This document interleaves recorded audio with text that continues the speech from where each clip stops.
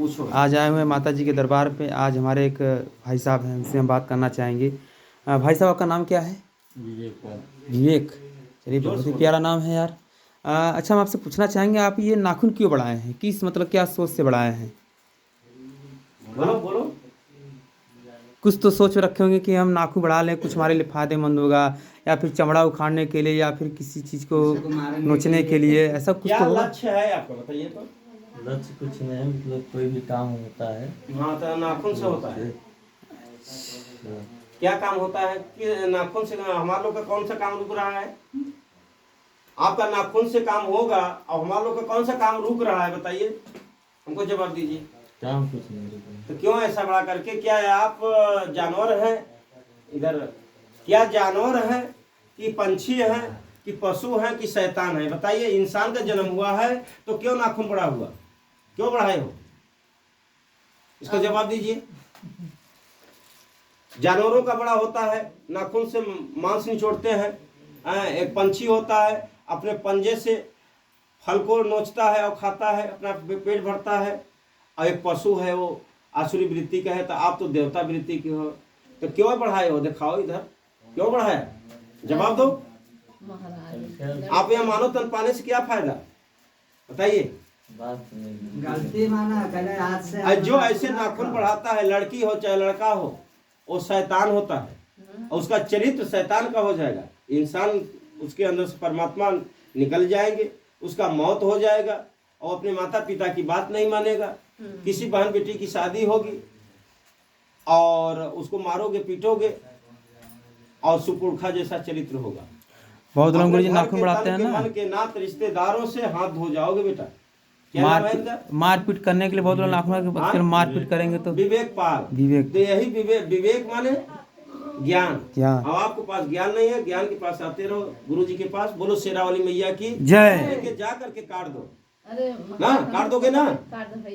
हाँ, नाखून नहीं। अब ध्यान दीजिए, माता पिता के पास ज्ञान नहीं है और शौक के चक्कर में बड़े बड़े बाल, बड़े अंगूठे में नाखून, अंगुलियों में। तो क्या मतलब है इंसान का जन्म लेना? पैर में भी नाखून। मदिरा खाओगे और उसका असर पड़ेगा दिमाग पे, बुद्धि पर, विवेक नष्ट हो जाएगा। बेकार है जीवन। पैर की उंगली में भी नाखून बड़े बड़े इसलिए नहीं गुरु रहना की चाहिए। खोज करो। और गुरु जी इतने बड़े ध्यानी हैं, आपके हर चीज देख लेते हैं। लोगों का चूल्हा निकलवा लेते हैं, चूल्हा फंस गया, क्या करोगे? जिंदगी चली जाएगी मौत के घाट पे। हमको कितना बड़ा ध्यान देना पड़ रहा है लोगों पे। मान लो ठीक है, अच्छा है, बाकी अच्छा सटा हुआ है। चूल्हा होता है तो ढीला ढाला होता है, उसमें सिकड़ी फंस जाए या कहीं कुछ सिकड़ी फंस जाए, फिर कोई गाड़ी जा रहा है वहाँ फंस जाए, आदमी घिरा जाता है। बहुत से चूल्हा फेंके हैं, बाकी नाखून अब न रह चाहे। हर हफ्ता में काटते जाओ। आप लोग ध्यान, किसके बच्चे हैं? भतीज है। अच्छा, तीन आप लोग नहीं देखत रह जा। अरे महाराज, हम कहे अंगूठी पहने हो, उसके अंदर देखो, निकाल कर कितनी अंदर गंदगी होगी, निकालो उसको। उसके नक के पीछे देखो, गंदगी होगा और उसी से आप भोजन खाते हैं और रोग होगा। शौक के चक्कर में मेरी दुनिया भोग रही है। बाकी ऐसे संसार में कोई गुरु नहीं है कि जो कि काया को ध्यान दे। परमात्मा का दिया हुआ दान आप नष्ट कर रहे हो शरीर के बस में। शरीर क्या है? सवारी है। जहाँ ले चलोगे वहाँ प्रभु चले जाएंगे। जैसे सोचोगे ऐसे सोच पूरा कर देंगे। पाप की सोच मत बनाओ। धर्म और अधर्म दो रास्ते होता है, धर्म के रास्ते चलने का कोशिश करो। बोलो धर्म की जय हो। अधर्म का विश्व का कल्याण हो, जन जन का हित हो। सबके हित के हित बात सोचना चाहिए, अनहित में ना जाना चाहिए। अनहित में जाओगे तो पहले फंस जाओगे अपने आप के। नकल मत करो, नकल में सारी दुनिया इसमें परेशान हो गई। सारे बाबा परेशान, नकल ही कर रहे हैं, पुराण पढ़ रहे हैं, उनको ज्ञान हो, एक शब्दों का ज्ञान नहीं है। त्याग माने क्या कहा गया है? त्याग उसमें लिखा है, काम क्रोध मद लोभ अहंकार जो तजे। मतलब हमारे अंदर काम, वो काम कि परमात्मा को भूल न जाए, अपने परिवार को न भूल जाए धन इकट्ठा करने के चक्कर में, वो काम के कहें। बाकी काम एक वासना होता है, उसको समझ नहीं पाया। संसार में कोई समझाने वाला गुरु न मिला और परिवारों के छोड़ दे रहे। ऐसा होता तो सृष्टि का रचना न परमात्मा न रचे होते। प्रकृति ने संस्कृति बनाई है, संसार में भेजे हैं, जा करके जी खाओ, कमाओ, करो, सबका सम्मान करो। यहाँ अपमान हो रहा है। परिवार को छोड़ करके, माता पिता के किसी बहन बेटी को शादी कर करके उनको छोड़ दे रहे हैं, मार पीट रहे हैं, और जा करके बाबा के पास चले जा रहे हैं, वहाँ जा करके खा पी करके लाश हो रहे हैं। वो पापी हैं कि जो घर में नहीं रह पाए। वो प्रवचन करते हैं, लोग कहते हैं कि लड़की और लड़का खुश रहे, धर्म पे चले चाहे अधर्म पे चले। माता पिता का अधिकार छीन रहे हैं ऐसे बाबा लोग। बाबा नहीं है, वो पूजने योग्य नहीं है। उनका प्रवचन सुनोगे तो सृष्टि नष्ट हो जाएगी, आपका जीवन नरक में चला जाएगा। ऐसे जगहों मत जाओ, जहाँ धर्म हो वहाँ जाइए। बोलो शेरा वाली मैया की जय, बोलो सच्चे दरबार की जय। मतलब आपके जीवन की रक्षा किया जाए, परमात्मा को भटकाओ मत। सृष्टि भटक जाए, भले भटक जाए, बाकी सत्य गुरु जब भटक जाता है तो परमात्मा भी मेरे भटक जाते हैं। इसलिए मेरा अवतार है धरती पे कि इनको भी रक्षा करेंगे, आप लोगों के परिवार का रक्षा करेंगे। प्रेम से बोलो जय माता दी, हरदम बोलो जय माता दी, मिल करके बोलो जय माता, जय माता जी, जय माता जी। कहने से क्या होता है, बड़े बड़े रोग कट जाता है, शंका समाधान हो जाता है, कोई काम रुका है तो इनके नाम से पूरा भी हो जाता है।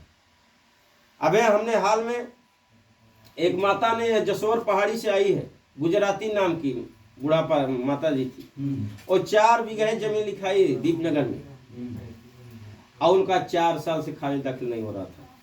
बाकी मेरे यहाँ आने के बाद हमने 7वें के दिन नारियल बनवाया और खाली दाखिल हो गया। अब है लेकर के मीठा उठाए आई और नारियल छोड़। ऐसे ऐसे माँ जज भी है, डॉक्टरों की माँ भगवती। दुनिया के डॉक्टर थक जाते हैं, बड़े बड़े रोग तो माँ काट देती है यहाँ माथा टेकने से।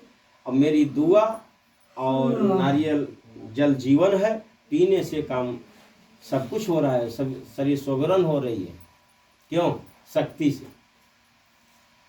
परम ब्रह्म शक्ति है, इन्हीं ने संसार को रची है। इनको दुनिया भूल चुकी है। बड़े बड़े बाबा लोग ये भूत प्रेत बाधा बता रहे हैं, जिन और जिन्नात बता रहे हैं, बाकी देखे नहीं है। और ये तो स्वयं खड़ी है, देख रहे हो अपने आंख से।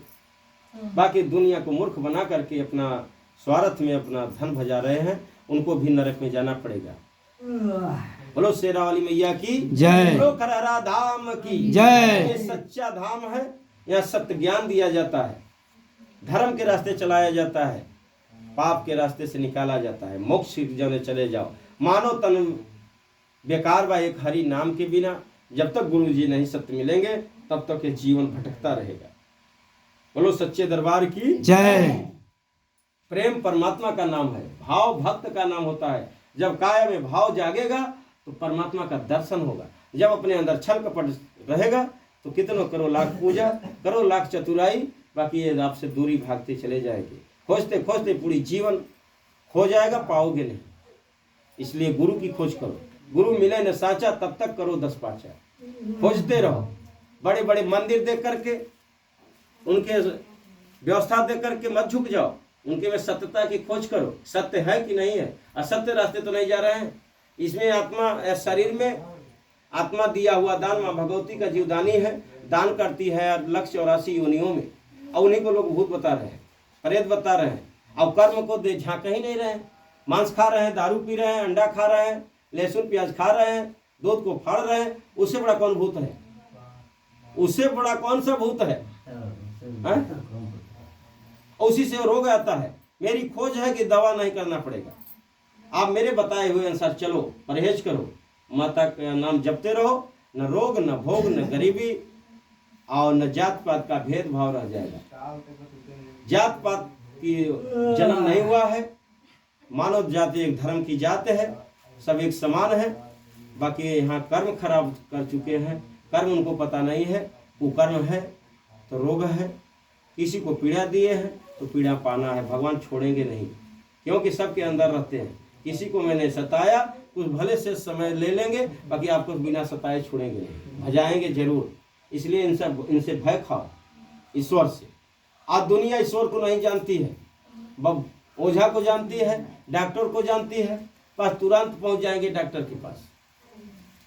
अब डॉक्टर ऐसे हैं कि रोग नहीं है, अब बता बता करके नए नए नाम रोगों को रखे जा रहे हैं, जो कि आपको मालूम नहीं है। उससे बढ़िया पैसा भजा रहे हैं।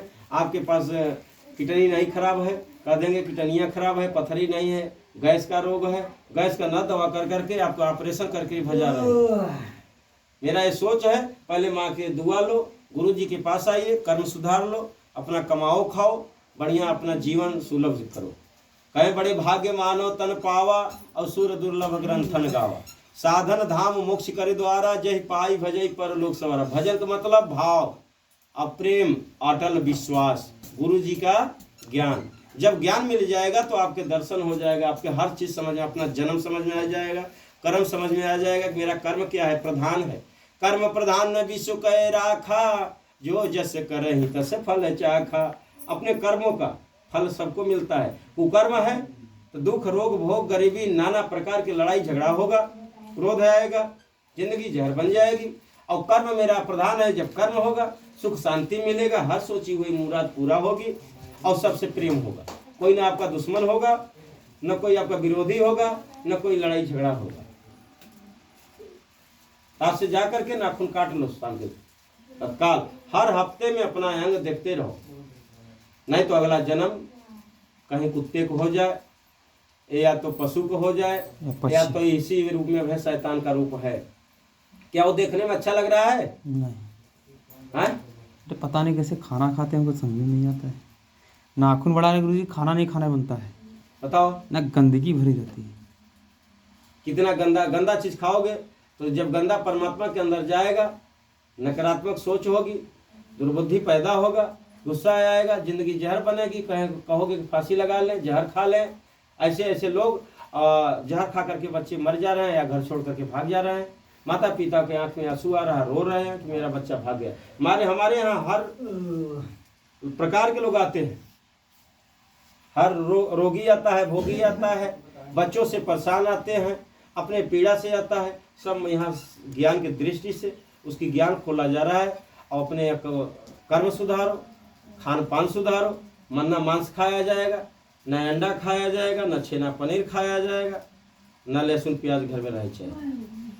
लहसुन प्याज खाने से बदबू आता है, उसमें गर्मी होती है। गर्मी जैसे एक नशा लोग करते हैं, दारू पीते हैं या भांग खा लेते हैं और ब्रेन में जाता है, उसी प्रकार के आपके लहसुन प्याज के खाने से आपके मानसिक दिमाग पर हो जाता है। किसी दिन एक दिन आपके गुस्सा आना शुरू हो जाएगा। और एक प्याज छील करके रख दो, 5 मिनट उसमें बदबू आ जाएगा। जब आप उसको खा लेंगे तब आपके जीवन में क्या आएगा बताओ? इधर आओ सभी लोग, आने लगता है। क्या गुरुजी उसमें क्या अंश है? अच्छा गुरु जी, मतलब प्याज खाने से बदबू आता है, आखिर प्याज खाने से बदबू क्यों आता है? प्याज खाने से बदबू नहीं आता है, प्याज छिल जाता है जैसे 5 मिनट तो उसमें बदबू आने लगता है। वो प्याज आप इस्तेमाल नहीं कर सकते, खा नहीं सकते हैं।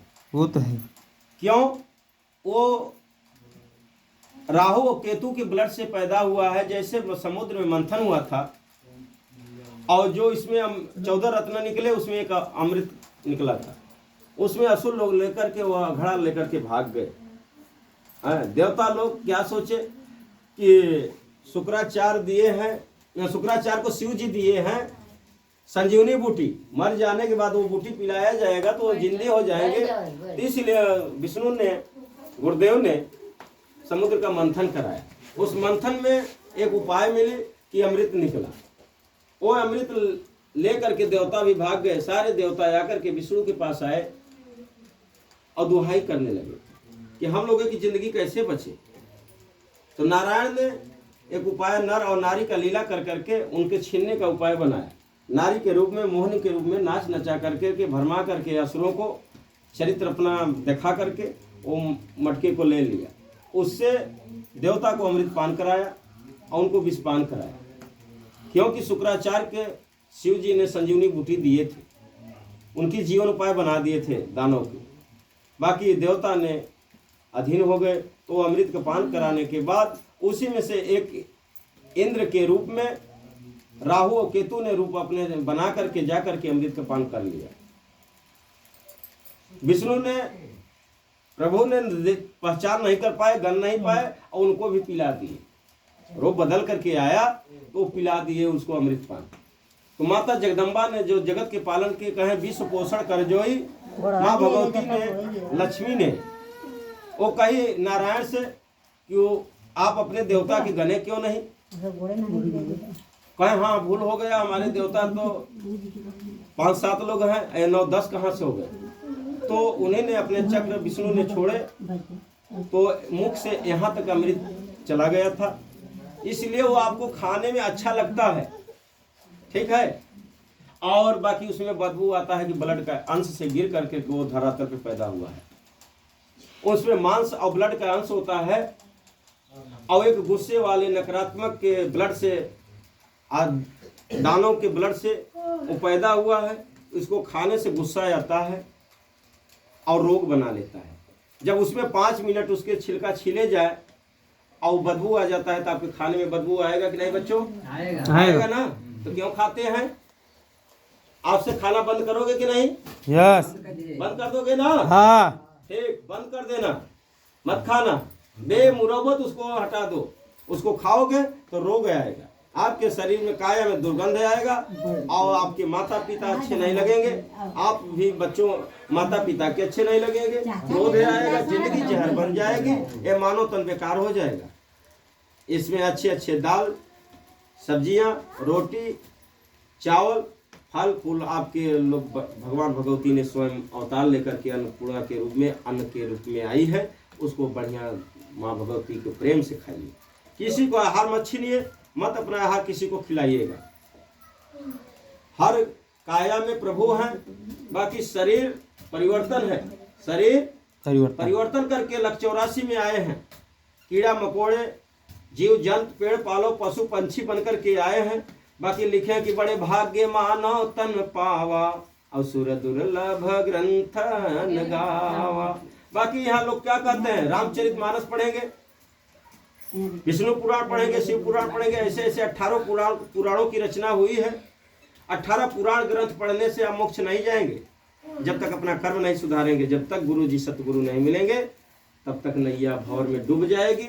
और जब गुरु जी मिल जाएंगे तो पढ़ना वढ़ना नहीं पड़ेगा, कोई रामायण और कीर्तन करने की जरूरत नहीं है, कोई पूजा पाठ हवन करने की जरूरत नहीं है।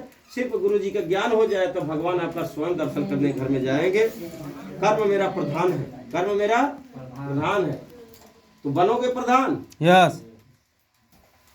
कर्म सुधारोगे ना? यस। गुरु जी के पास आओगे कि छोड़ दोगे? आएंगे। आएंगे। जो आता रहेगा उसको गुरु जी ज्ञानी बना देंगे और कर्म प्रधान हो जाएगा।